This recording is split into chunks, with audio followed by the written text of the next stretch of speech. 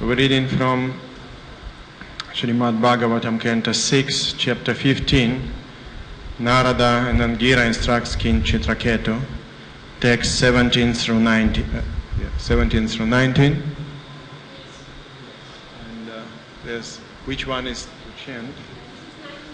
It's 19. Good.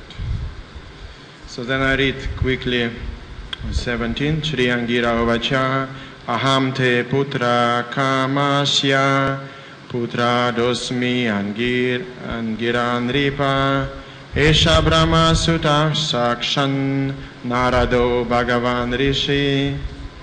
Angira said, my dear king, when you desired to have a son, I approached you. Indeed, I am the same Angira Rishi who gave you this son. As for this Rishi, he is the great sage Narada, the direct son of Lord Brahma. Text 18. Idham tvam putra shokena magnam tamasi dushtare atad argam anusmritya mahapurusha gocharam. And then yes. And because these two are merged, so translation is merged, so we just chant the verse 19 and we read the translation. Anugrahaya bhavata prapta avam iha prabho brahmanyo bhagavad bhakto navasaditum arhasi anugrahaya bhavata praptav anugrahaya bhavata praptav avamiha prabho brahmanyo bhagavad bhakto navasaditum arhasi. Please chant. Anugrahaya bhavata praptavaham prabho ramanyo bhagavad bhakto navasaditum arhasi. Anugrahaya bhavata praptavavamiha prabho brahmanyo bhagavad bhakto navasaditum arhasi. Ladies. Anugrahaya bhavata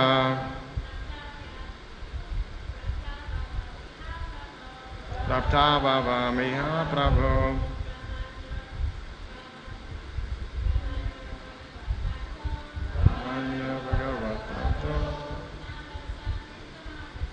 navasaditum arhasi. Anugrahaya, just to show favor, bhavata, toward you, praptau, arrived, avam, we too, iham, in this place, prabho, O king, brahmanya, one who is situated in the supreme absolute truth, Bhagavad Bhakta, an advanced devotee of the Supreme Personality of Godhead. Na, not. Avasaditum, to lament. Arhasi, you deserve. Translation and purport by His Divine Grace. S.B. Bhaktivedanta Swami Maharaj Srila Prabhupada Ki Jai. So this is translation of both 18 and 19. My dear King, you are an advanced devotee of the Supreme Personality of Godhead. To be absorbed in lamentation for the loss of something material is unsuitable for a person like you. Therefore, we have both come to relieve you from this false lamentation, which is due to your being merged in the darkness of ignorance. For those who advance in spiritual knowledge, to be affected by material loss and gain is not at all desirable. Several words in this verse are very important. The word Mahapurusha refers to advanced devotee and also to Supreme Personality of Godhead. Maha means the Supreme and Purusha means person. One who always engages in the service of the Supreme Lord is called Purushika. Shukadev Goswami and Maharaj Parikshit are sometimes addressed as Mahapaurushika. A devotee should always aspire to engage in the service of advanced devotees. As Srila Narottama Das Thakur has sung, Tandara Charana Sevi Bhakta Sanivas, Janmane Janmane Hai, E Abhilash. A devotee should always aspire to live in association of advanced devotee and engage in the service of the Lord through the Parampara system. One should serve the mission of Sri Chaitanya Mahaprabhu through the instruction of great Goswamis of Vrindavan. This is called Tandara Charana Sevi. While serving the lotus feet of the Goswamis, one should live in the association of devotees, Bhakta Sanivas. This is the business of a devotee. A devotee should not aspire for material profit or lament for material loss. As Angira Rishi and Narada saw that Maharaj Chitraketu, an advanced devotee, had fallen in darkness of ignorance and was lamenting for material body of his son, by their causeless mercy they came to advise him so that he could be saved from this ignorance. Another significant word is Brahmanya. The Supreme Personality of Godhead is sometimes addressed by prayer, Namo Brahmanya Devaya, which offer obeisances unto the Lord because he is served by the devotees.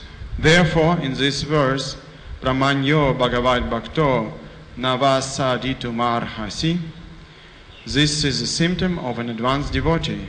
Brahma Bhuta Prasanatma. For devotee, in advanced self-realized soul, there is no cause for material jubilation or lamentation.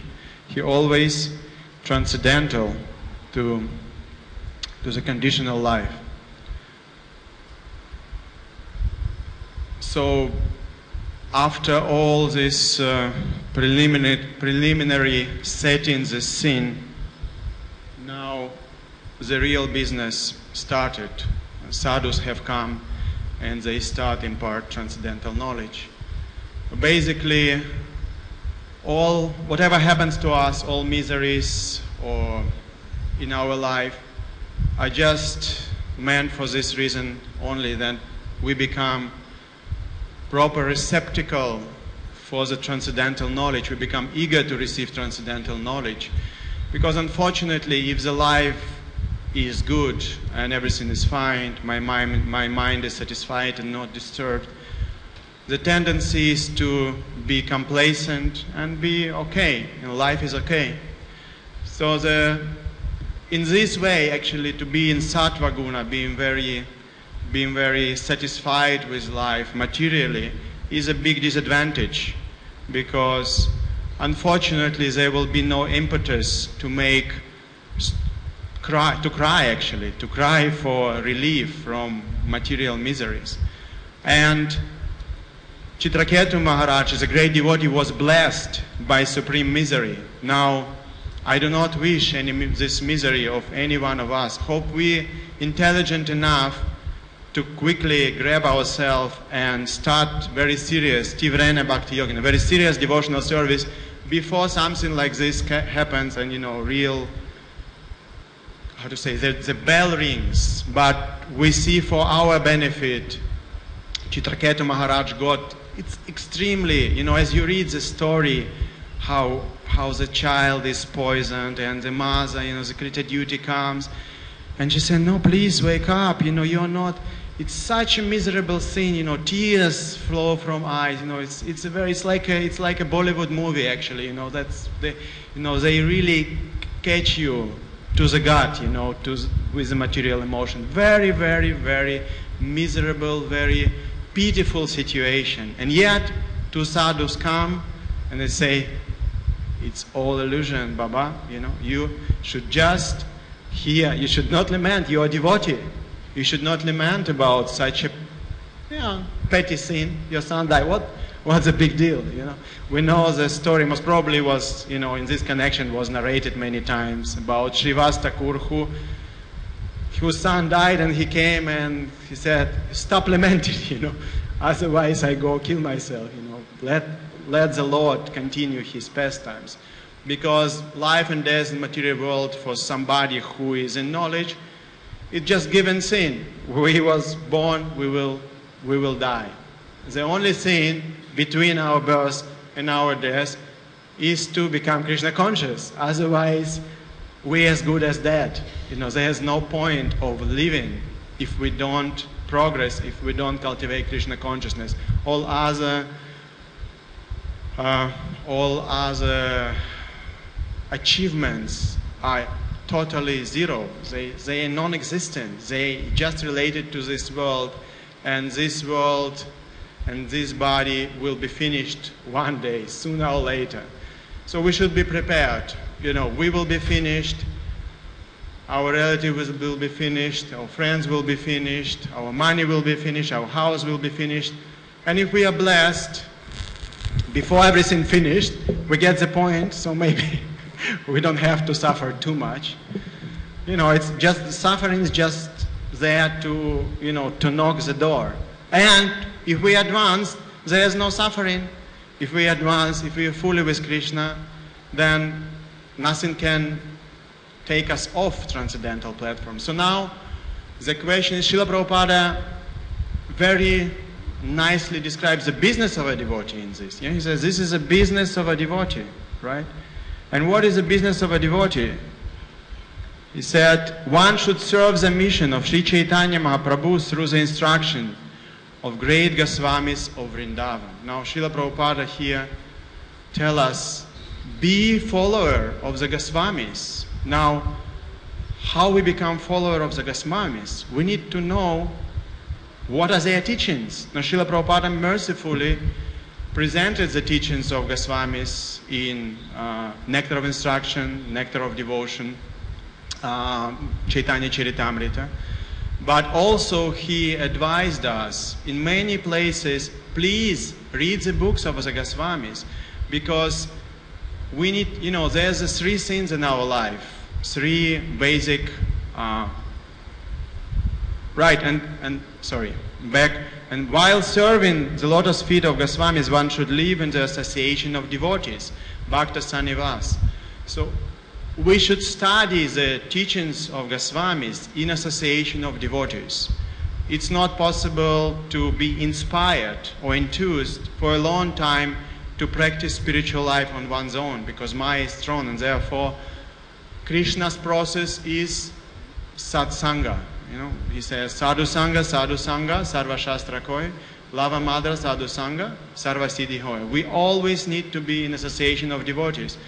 Now, if we're not in association of devotees, then let's make no mistake, we will be in association of non-devotees. You cannot be in no association. Either we're in association of devotees, physical, or, you know, if you are fortunate enough and you already contemplating Leela of Krishna, you know, Leela of Chaitanya Mahaprabhu, you're in association of, you know, eternal devotees. Otherwise, we need to be in physical proximity, or we read the books of the Goswamis. So we need to always engage our mind, the senses, being in association. And it means disassociate ourselves from bad associations. This is another instruction of Lord Chaitanya Mahaprabhu.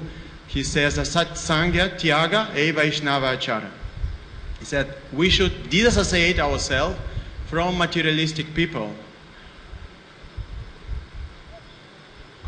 One secret, you know, for us to understand is that even in association of devotees, we can be doing a satsanga, you know.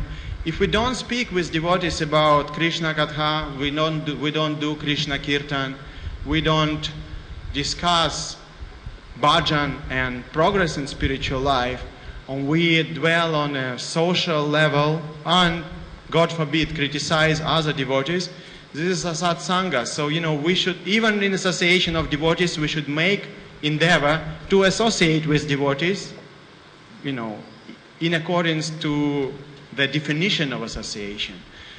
So the onus is on us to always be conscious what we are saying, how we associate with one another, and help our society to grow into real sadhu sangha by ourselves refraining from speaking nonsense, ourselves refraining from engaging in nonsense. Now, how is it possible?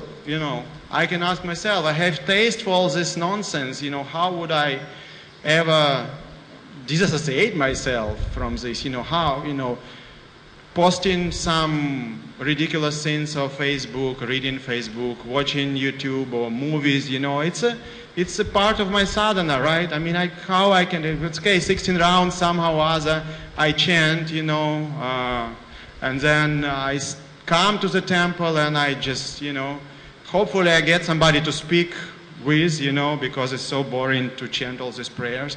But then, I come home and, I need to do something. So here we go, I'm sorry, I'm not speaking about anybody of you, I know you all advanced devotees. I'm just giving a generic example and mostly referring to myself. So please don't take offense. This is the last thing I want to do. Well, Bhagavad Gita, we take shelter of Bhagavad Gita. Bhagavad Gita says, Vishaya vinivartate niraharasya dehina. Rasovarjam rasapyasyad, param dristvani vartate. Very simple, basic instruction. We need to get a higher taste, right? In order to give up the lower taste, Prabhupada says you can follow rules of regulation, but the mind will be eager for taste, for juice. We need. It's the soul is anandamaya bhyasa. This is, she's a pleasure seeking. We need some pleasure, and unless we get a spiritual pleasure, get ourselves absorbed in spiritual pleasure and get some interest in spiritual pleasure, we will be hankering for material pleasure. This is called Vaidhi Sadhana Bhakti. We follow in the rules and regulations of scriptures by our intelligence. We're using our intelligence. Thanks God, we have little intelligence that we actually follow in it and trying to restrain our senses from engaging in nonsense. So this is Vaidhi Bhakti. We do it because we know it ought to be done. We want to get to, better place, but yet it's not driven. There's no powerful drive behind it. So powerful drive behind it is called Raganuga Sadhana Bhakti. Now, what is Raganuga Sadhana Bhakti? Raganuga Sadhana Bhakti, Srila Prabhupada explains about it in Nectar of Devotion, and very, very powerfully explains about it in Nectar of Instruction, like books which we study in the Bhakti Shastra, right? So he says that at the stage of that, in the neophyte stage, one should engage oneself in hearing Krishna Lila. Now, I can speak as much as I want, but I thought it may be, I pulled out a couple quotes, of Srila Prabhupada, just to get it more relevant and more potent, because, my words doesn't have any potency, but Srila Prabhupada's words, they're full of potency. So, so basic thing, just to set up the scene, we need to hear about Krishna a lot. We need to hear about his loving relationship with his devotees a lot. It's like it should be our news. We should be interested in it, like every day. And Krishna's having 8, Ashtakala. He has 8 division of the day, and in each division of the day he's doing something. And it's like a news for us. What Krishna's doing now? Okay, what time is it now?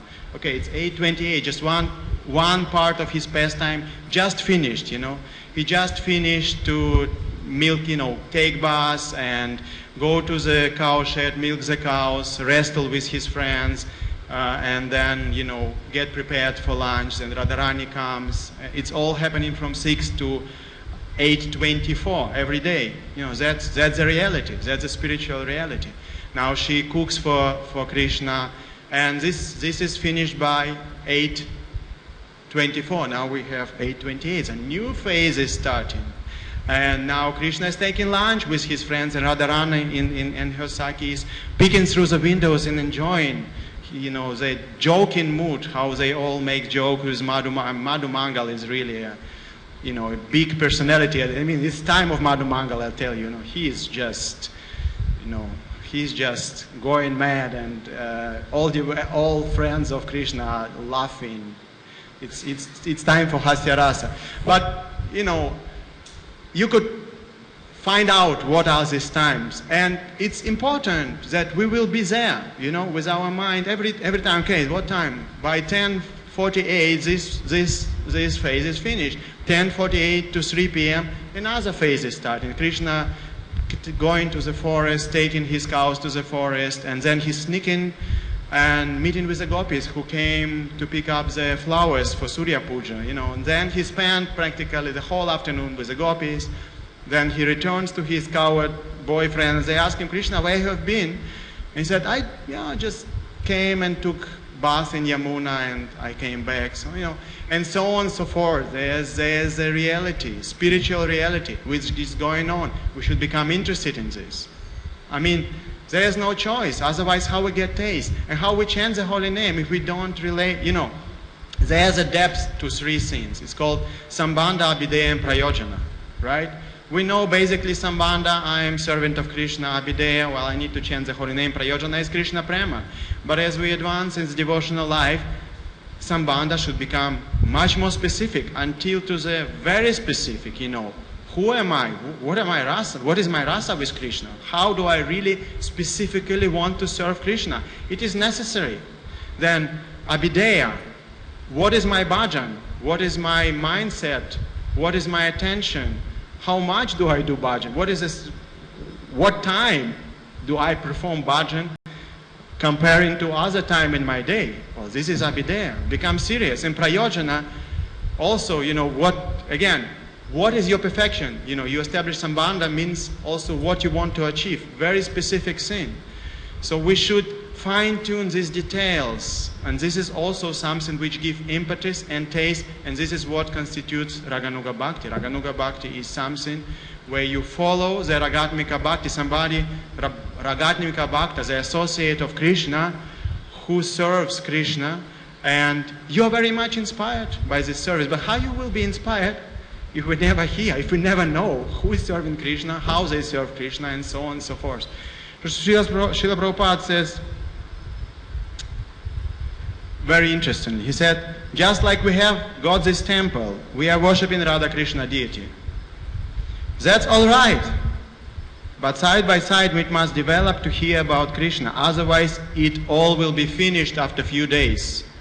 Now, you know, you worship Radha Krishna deity. But Prabhupada said, if you don't hear about Krishna, all will be finished in a few days. Shravanam Kirtanam, as soon as there will be no interest in hearing about God, all these churches and temples and mosques will be finished. And now we know Bhagavatam says also very important verse, Atadvijob,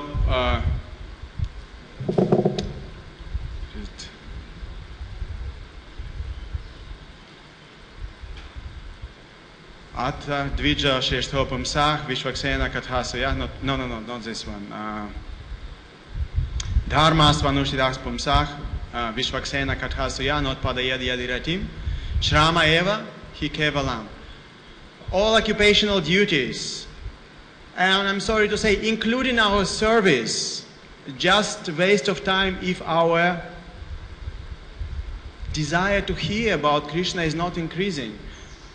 What it means, I mean, why I'm talking about service, that means that we are not performing service properly. If our desire to increase our hearing, desire to increase our chanting is not increasing in the course of our service, we're doing something wrong. It should increase.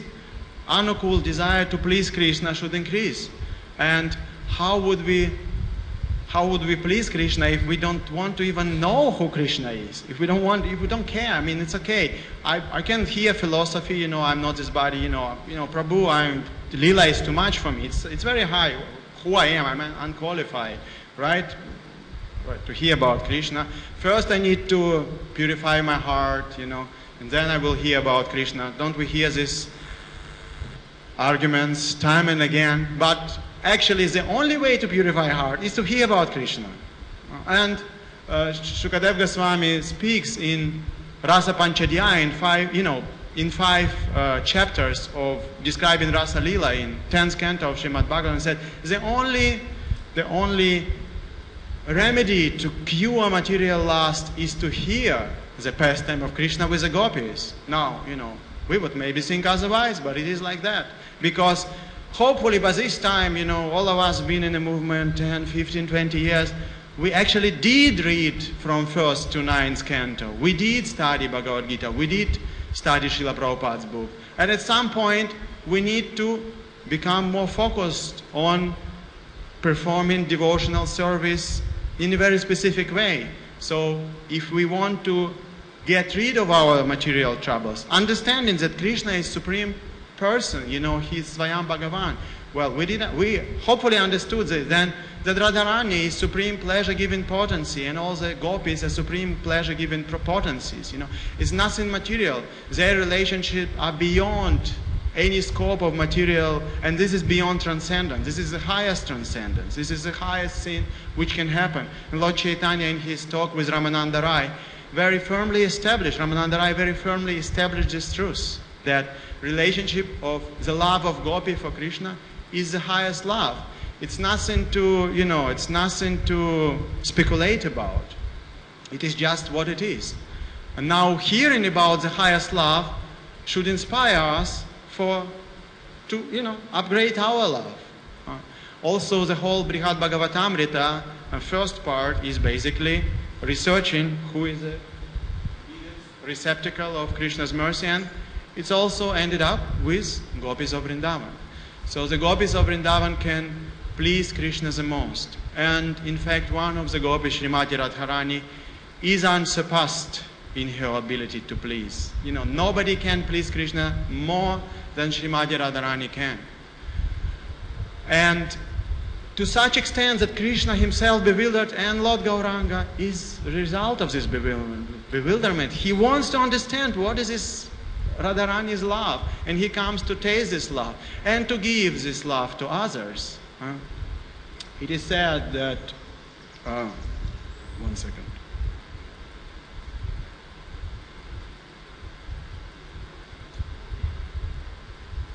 Yeah, in Adilila, Krishnadas Kaviraj Goswami says, Anarpita Charichiram Karunya Avatiram Kalo Samarpayatim Unatujvala Rasam Svabhakti Shriyam Harih Purata Sundara Duty Kadamba Sandipita Sada Hridaya Kandare Spurata Va Shachinandana.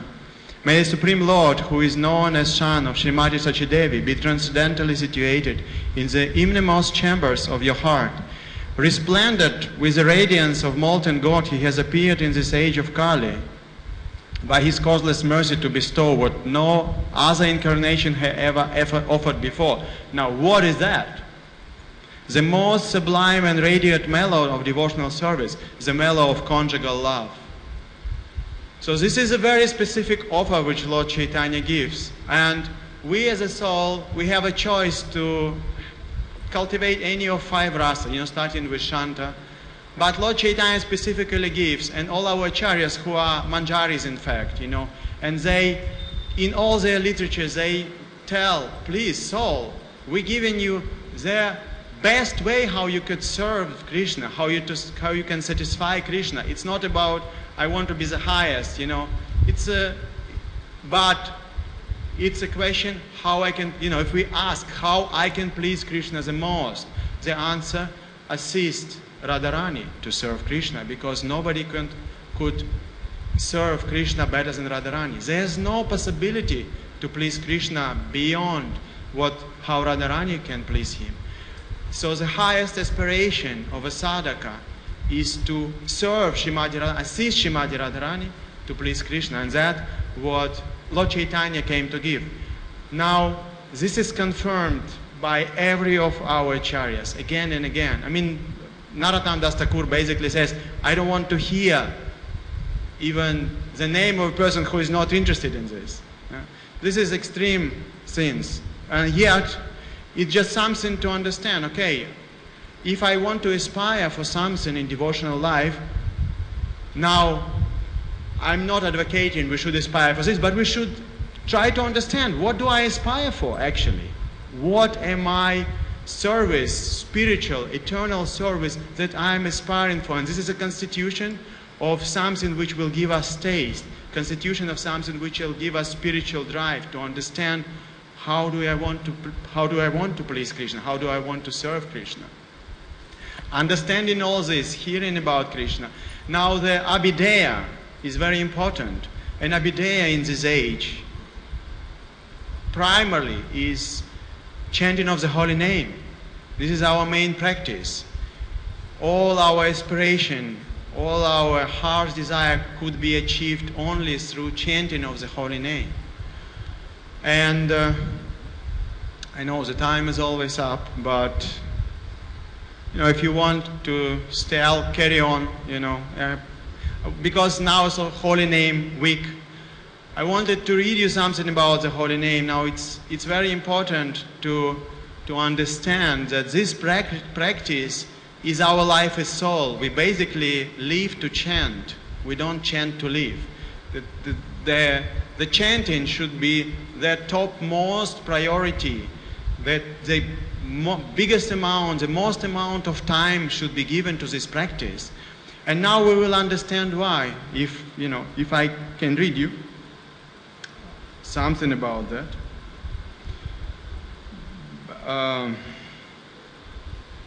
Basically, I'm sorry.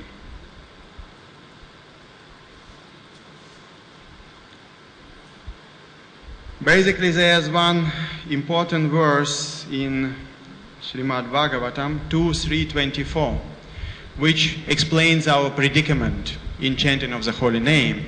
Tadasma saram hridaya bhatera yad grihyamana harinama deya navikriyata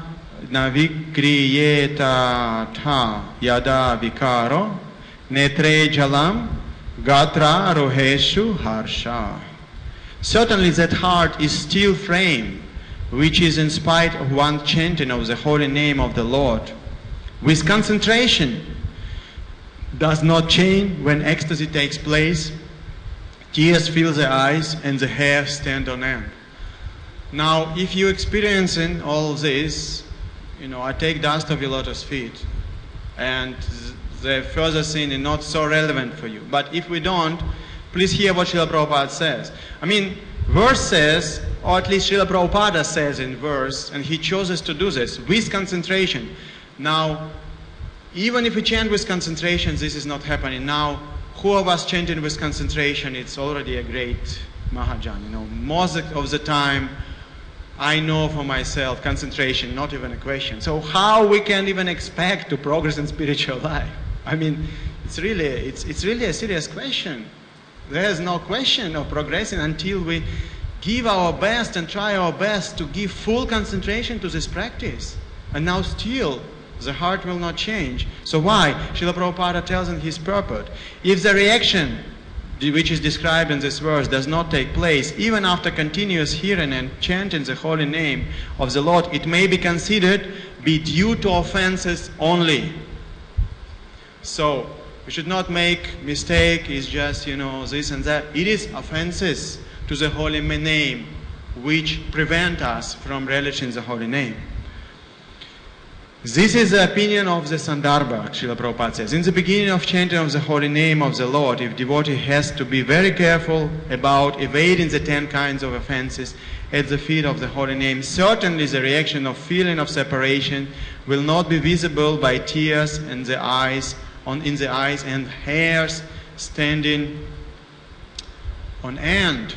Now I read you what Harinama Chintamani, which basically is a work of Srila Bhaktivinoda Thakur. I highly recommend, if you haven't read it, read it. If you read it, read it again very carefully, study it, because this is a book which explains about the art of chanting the holy name.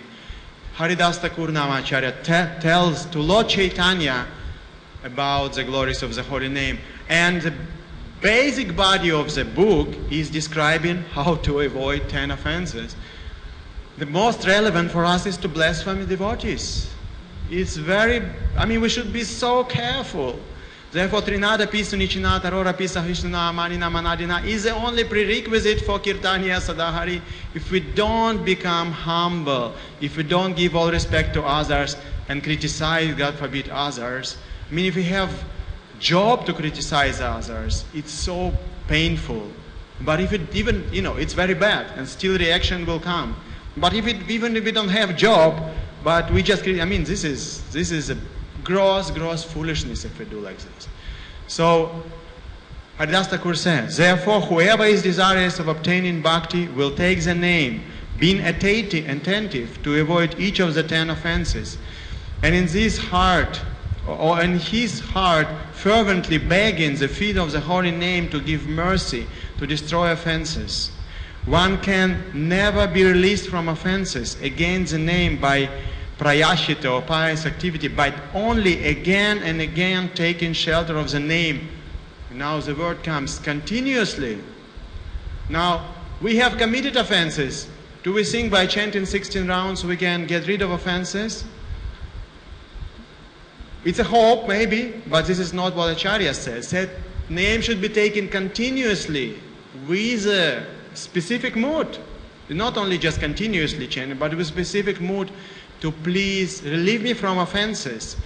And there's no other remedy. It's not like we could, if we committed offenses, the only remedy is to take the name. There's no other remedy. There's no other remedy. That's what Acharyas say. Chanting day and night, feeling repented, the offenses will go and the fruit of the name will come. One will get Shuddhanam, then Bhavanam, then Premanam. Finally, to keep offenses from entering the heart, pray for the mercy of Lord Chaitanya, who is absorbed in the nectar of the name. This is from Sri Harinama Chintamani, chapter 13, the end of the chapter, which describes the 10th offense of the holy name, namely maintaining material attachments, even though, back to our Chitraketu Maharaj. Yes, this material attachment. So Haridas Thakur, Bhaktivinoda Thakur, through Haridas Thakur's verse said, this is the worst of all offenses. If we still cling to material to material attachment, thinking in the term of I and my, this is the gravest offense against the holy name. Now, who would think, my God, every day I'm thinking, this is my wife, this is my house, this is my money. It's quite normal. But this alone is one of the grievous offenses against the holy name. Spiritual life is most complicated sin. It's simple for the simple, right? Simple for the simple, we hear so many times. But at the same time, it is the most sophisticated. It's the most subtle science, which requires all our attention, all our endeavor. Now, if you are not tired with me, I would read you also about the holy name from Jaiva Dharma. And my basic begging to all of you, whatever I said you will forget very quickly. But please, regularly associate with devotees about these topics. Otherwise, there is no chance if we don't hear about this regularly, if we don't discuss these things with one another regularly, if we don't read about these things regularly. It is said one should hear about the glories of the holy name daily. Srila Bhaktivinoda Thakur says about it, Bhaktisiddhanta Saraswati Thakur says about it. In order to develop reverence to the holy name, and in order to develop attachment to the holy name. So we need to have Sangha every day. And then please read these books. Read Sri Harinama Chintamani. Please read Jaiva Dharma. They will open whole new perspective on devotional life. It's such a jewels which Srila Bhaktivinoda Thakur left for us.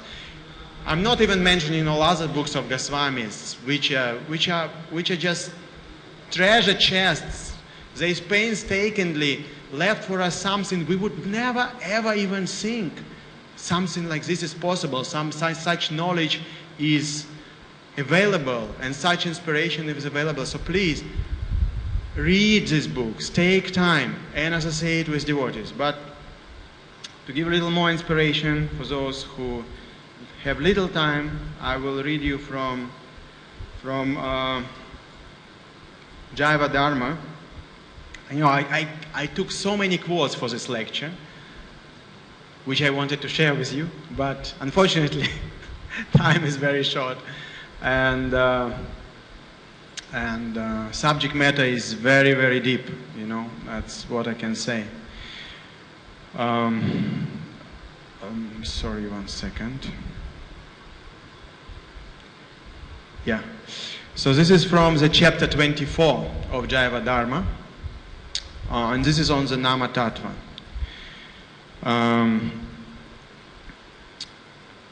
After offering Shatasanga Pranama, Vijay Kumar inquired about the topics of Nama Aparatha Tattva that had been introduced in the previous evening.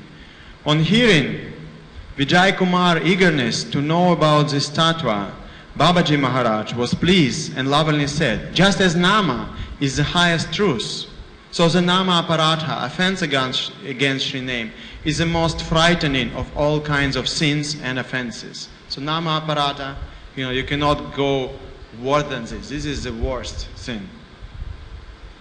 We tend to think in social terms, in society terms, so different sins is very serious for us, but there's nothing more serious than Nama Aparatha. After other kinds of sins and offenses go away naturally and automatically as one utters Sri Nama, but Nama Aparatha does not go away so easily. In the description of the glories of Sri Nama in Padma Purana, Svarga Kanda 48-49, it is said, Nama Aparatha Yuktanam, Namaneva Harantyagam, Avishranta Prayuktani, Tani, Evartha Karani Cha. For those infested with Nama Aparatha, Sri Nama will certainly remove the sin, provided the sadhaka chant tirelessly and continually. Sri Nama himself will effect their deliverance. Now, please hear again. It will be removed, but one should chant tirelessly and continually. That means, like always, like maximum time. I don't know how to say it in English in a more understandable way. You chant a lot. It means we should chant a lot. Like 16 rounds is just even we are not even starting getting there. Just see, it is so difficult to destroy Nama Aparatha. Therefore, one must avoid Nama Aparatha when one chants Sri Nama. If one tries hard to stop committing Nama Aparatha, Shuddha Nama will manifest very quickly. If we be very conscious of Nama Aparatha and try to avoid and pray to the name, that the Nama Aparatha which we already had committed, and I tell you, I committed so much, I do not know if I ever be excused, but the only chance for me is to chant. That's the point, what else should I do? But he said, then, for you, because you didn't commit so much Nama Aparatha, very soon Shuddha Nama will be attained. One may take Sri Nama and be chanting continually with hairs on body standing on end and stream of tears flowing from his eyes, but it may be still that because of Nama Aparatha, he is not uttering Shuddha Nama. So, Bhaktivinoda Thakur warns us, even if you experience ecstasy in chanting, hairs standing on end, tears flowing from the eyes, it still doesn't mean that you are chanting Shuddha Nama. Just like that. Therefore, what to say if this is not happening, right? Therefore, sadhaka must give very special attention to this, otherwise they will not be able to chant Shuddha Nama. Anyway, I don't want to take more of your time.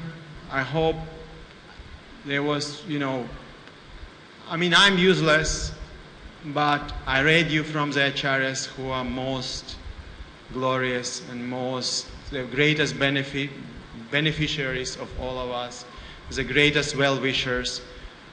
And I hope that we take their words very seriously, individually take their words very seriously and think how I can mold my life to get rid of Nama Aparatha. That's my, please, I should understand this is my biggest problem. And the only way to get rid of Namaparat is to chant continually. That's my understanding. You can correct me if I'm wrong. That's what I hear from Srila Prabhupada, who says one should chant 24 hours a day. Often, but I read it like, okay, it's nice statement, totally irrelevant, right? It's totally irrelevant for me. And acharyas who say that at some point something should click in our minds that, they mean what they say. Really, they mean what they say.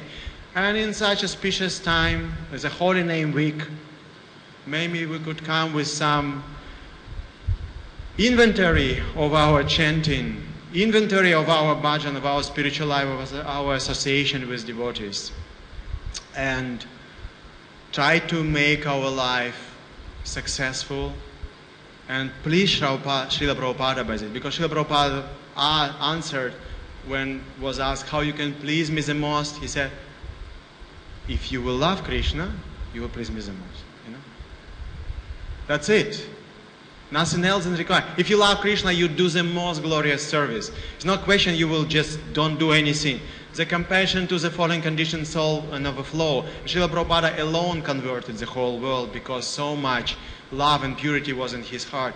So the mission will not stop if we take a time to purify our heart. In fact, we will become a better instrument in Lord Chaitanya and Srila Prabhupada's mission. We become able instrument in their mission. Srila Prabhupada said, we don't need these nonsense stars. One moon is sufficient. He said, if I make one person Krishna conscious, my mission is success. So let us help Srila Prabhupada. Let us become this person. Let us give all our time to try to please Prabhupada and become pure devotee.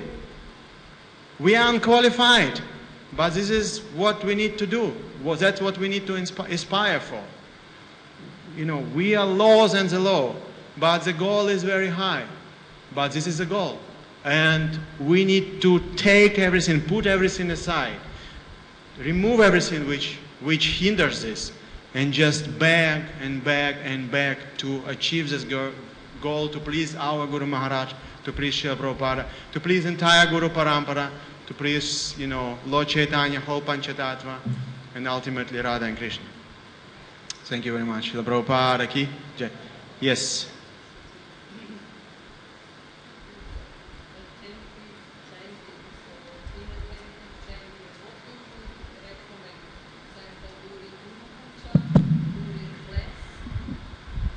Is this considered inattentive chanting? If you chant japa during Guru Puja, during Kirtans? If you chant inattentively, it's an inattentive chanting. If you chant attentively, it is attentive chanting. I would be very careful to look at others. Let us look at ourselves and see if my attention is good.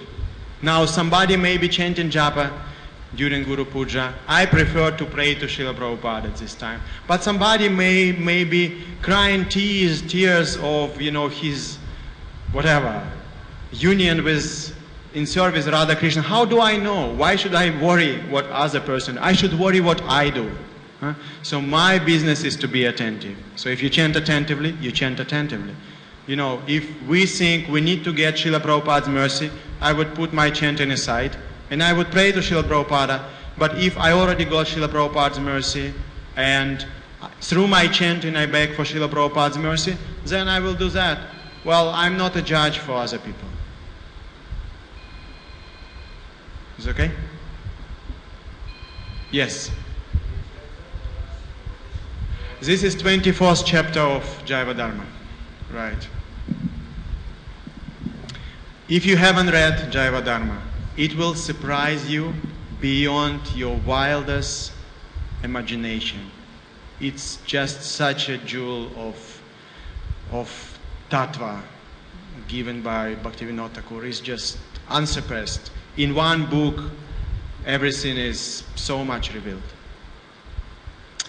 Thank you very much, Srila Prabhupada ki jai, Grantaraj Srimad Bhagavatam ki jai, Nidai Gaura Premanande, Haribo.